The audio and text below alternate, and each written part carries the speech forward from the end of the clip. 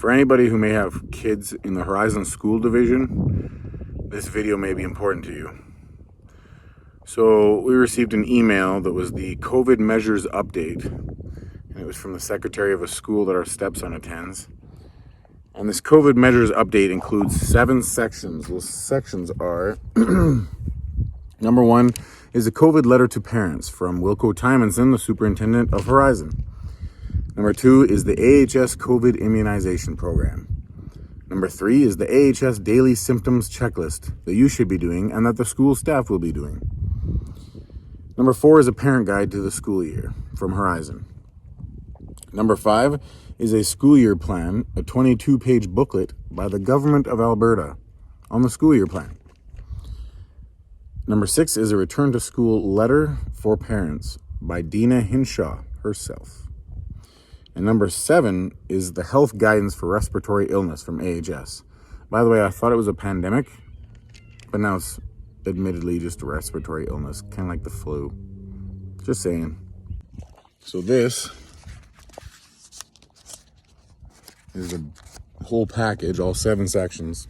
So let's start with the Wilco Tymons letter. I may break down the other ones later, but right now this one kind of covers a lot of what's going to be in here, and then we'll see where I go from there. So this letter is, of course, from Wilco Tymons, the Horizon superintendent.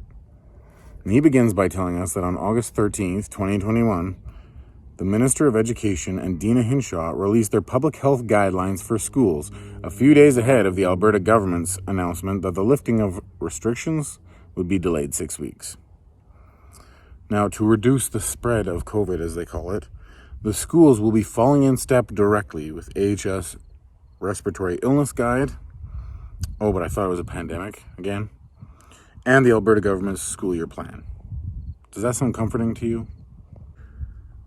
He then goes on to list the activities that your child may be allowed to participate in this year. Those include school-wide assemblies, field trips, performance activities, physical activities, including extracurricular events, visitors to the schools, food services, student transportation, and ceremonies and celebratory events.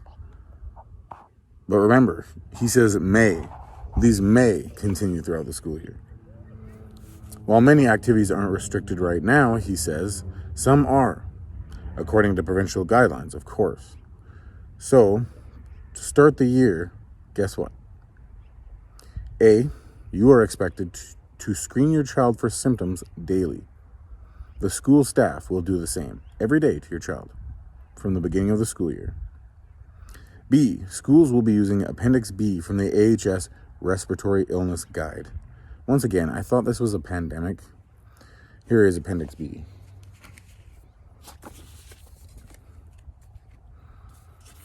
It is basically a checklist. So, symptomatic, if you are positive, isolate for a minimum 10 days or until symptoms have improved, and no fever for 24 hours without the use of fever-reducing medications, whichever is longer. Negative, stay home until symptoms resolve. Not tested, student, if symptoms include fever, cough, shortness of breath, or loss of sense of taste or smell, isolate for a minimum of 10 days or until symptoms have improved. Blah, blah, blah, blah, blah. You know how it is. It carries on and carries on. So basically the restrictions are the same as they've always been. They've decided to delay lifting them for 6 weeks because the Delta variant, guys, is on the rise. And we need to be very careful of that. Isn't it funny how this Delta variant all of a sudden affects children when the first one didn't? And that was one of the main things that people griped on about it. Was, hey, well, it doesn't seem to affect kids. Why are you doing this? And all of a sudden the Delta variant happens to affect kids more? Is that a coincidence? C, warnings about symptoms to look out for and when to make your child stay home from school and blah, blah, blah, of course. D, contact information, aka ratting out your friends to AHS, will no longer be required, at least not for now. E, masks will not be mandatory except on school buses where they will be mandatory for grades 4 to 12. He goes on to say that if anything, the last 18 months have taught us is that actions have consequences. And that's why they will continue to follow AHS guidelines. Yeah, their actions seem to have great consequences for everyone but them. Then he gets into the COVID vaccine program, and I know a lot of you are going to be interested in hearing this part. It's going to be a temporary new in-school vaccination program. Direct quote. The clinics will be open at Horizon School Divisions between September 7th and October 15th for students in grades 7 to 12, so nothing below that yet. Parental consent is needed. They have a form that you can print out. They give you the website for it to print it out if you want your consent. If you don't consent, you just don't do anything, apparently. And apparently that is your denial of consent. So take that for what you will. It seems at least that you can say no by just doing nothing. So you actually have to sign this form and fill it in and hand it in. I've looked through this a few times. I wouldn't tell you otherwise if it wasn't true.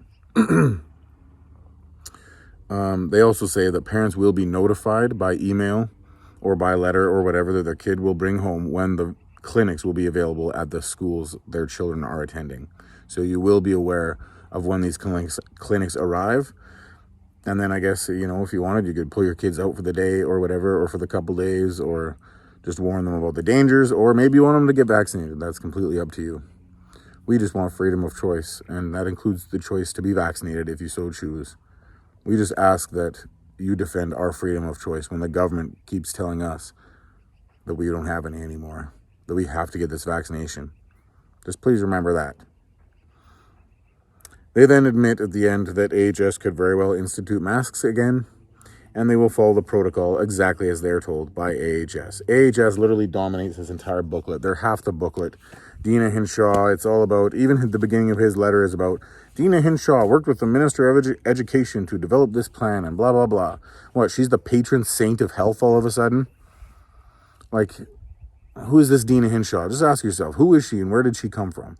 How come all of a sudden she's looked at as this savior of COVID? She's done a bang-up job so far, hasn't she?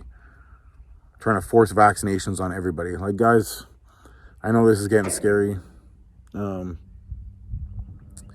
That's the first letter from Wilco Tymons. If you have any questions about that, feel free to ask. I just thought I would make this video to kind of give you guys an update.